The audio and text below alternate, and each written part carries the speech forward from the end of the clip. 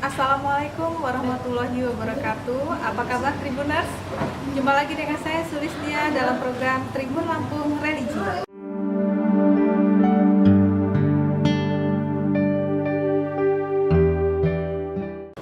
Oke, di sebelah saya sudah ada Ustadz Asep Abdullah. Apa kabar Ustadz? Alhamdulillah baik. Iya. Baik, sehat. Alhamdulillah sehat. Ini perjumpaan dengan Tribun yang kesekian kali ya Tat ya? Insya Allah. Oke, di sini kita akan mengulas nih Tat mengenai niatan puasa. Kan sebentar lagi kita menyambut bulan suci Ramadan. Seperti apa sih niat puasa itu sendiri Tat? Baik. Bismillahirrahmanirrahim.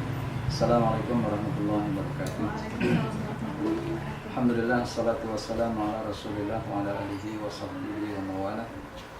Pertama, kita ucapkan ahlan wa sahlan kepada bulan yang mulia, yaitu Ramadan yang sebentar lagi akan menemui kita. Dan mungkin kita tidak tahu ini pertemuan yang keberapa dengan Ramadan yang mulia. Dan karena mengingat betapa penting dan besarnya keutamaan yang Allah berikan kepada kita sebagai umat Muhammad SAW berkaitan dengan amaliyah Ramadan yang salah satu di antara agenda utamanya adalah berpuasa, maka tentu kita sebagai umat beliau perlu adanya persiapan-persiapan yang dilakukan sebelum Ramadan datang ada di dalam kehidupan kita.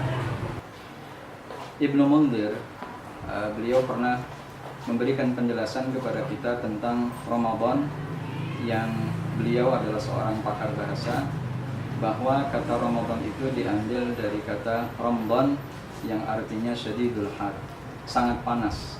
Artinya terik matahari yang sangat panas yang bisa melumerkan batu yang hitam atau batu yang putih. Kita juga mengerti sebagaimana yang diungkapkan di dalam Al-Quran, bahwa orang yang hatinya keras itu digambarkan seperti batu yang keras pula.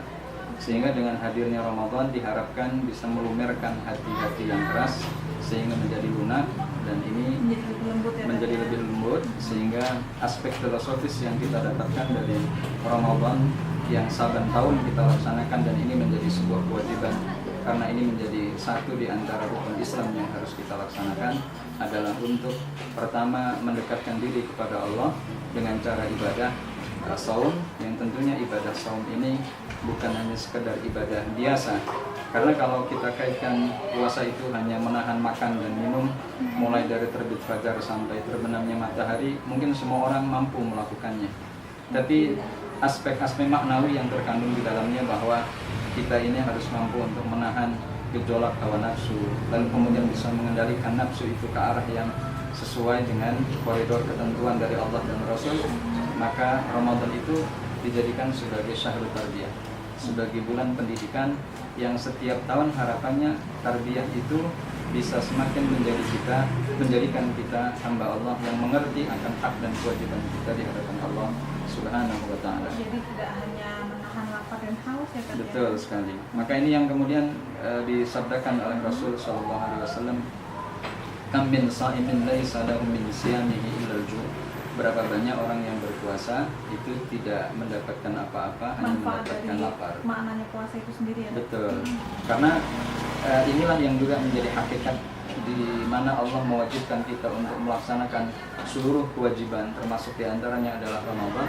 Karena ada banyak momentum ibadah yang bisa kita manfaatkan untuk terus senantiasa berkomunikasi dengan Allah. Ada ibadah harian lewat sholat, ada ibadah tahunan lewat Ramadan, ada ibadah tahunan lewat zakat, dan ibadah sekali seumur hidup yang diwajibkan yaitu haji.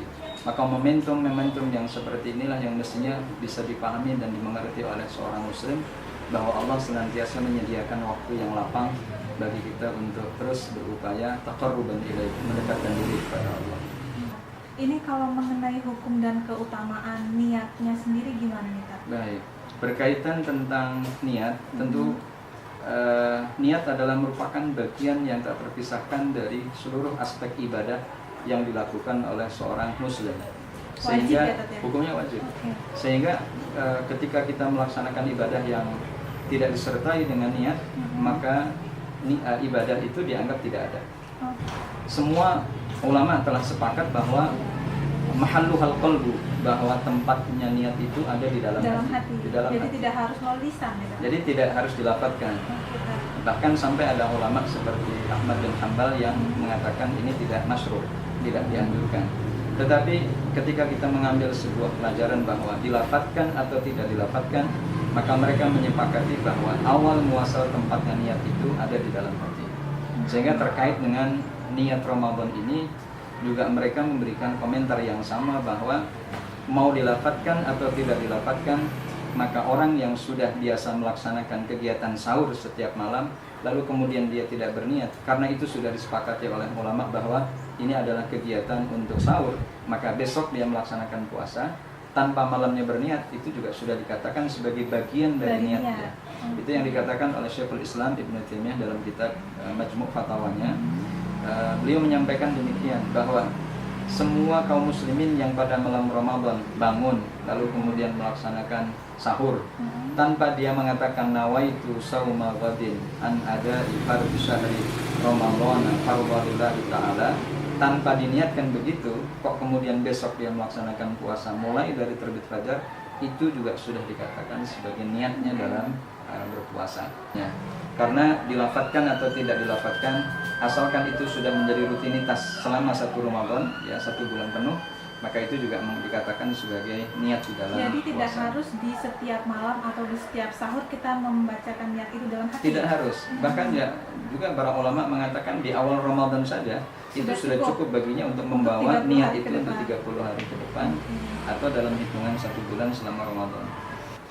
Berkaitan tentang itu memang kita melihat dari sabda Rasul Sallallahu Alaihi Wasallam, innamal a'malu binniyat, bahwa amal perbuatan itu dilihat dari niat. Niat apa yang kemudian dimilikinya itu menjadi tujuan fokus kenapa dia melakukan itu. Dan ini kan dikorelasikan dengan firman Allah yang ada di dalam surah Al-Bayyinah ayat yang kelima, wa ma umiru illa liya'budullaha mukhlishina lahuddin. Dan di dalam ayat itu yang kita garis bawahi adalah kalimat mukhlisin, orang-orang yang ikhlas. Dan karena ikhlas itu adalah hal yang bersifat abstrak, yang nggak kelihatan, maka tempatnya keikhlasan itu ada di dalam hati. Maka mereka orang-orang yang kemudian sudah mendapatkan seruan dari Allah tidak diperintahkan kecuali mereka melaksanakan ibadah untuk Allah Subhanahu wa Ta'ala. Jadi Kira-kira bisa begitu. kita simpulkan bahwa niatan puasa itu bisa kita lakukan atau lafazkan di hati saat pertama memulai puasa. Tidak harus setiap malam atau setiap saat sahur dibacakan begitu. Betul. Ya Kak ya. Oke, demikian perbincangan saya dengan Ustaz Asep Abdullah LC mengenai niatan puasa. Semoga bermanfaat bagi pemirsa semua dan selalu saksikan tayangan Tribun Religi selanjutnya. Terima kasih. Wassalamualaikum warahmatullahi wabarakatuh. Waalaikumsalam warahmatullahi wabarakatuh. Demikian bincang-bincang kita dengan narasumber dari Darul Fatah. Semoga bermanfaat bagi Anda semua. Jangan lupa untuk subscribe channel kita, bisa dilihat di link sebelah saya. Terima kasih, sampai jumpa. Assalamualaikum warahmatullahi wabarakatuh.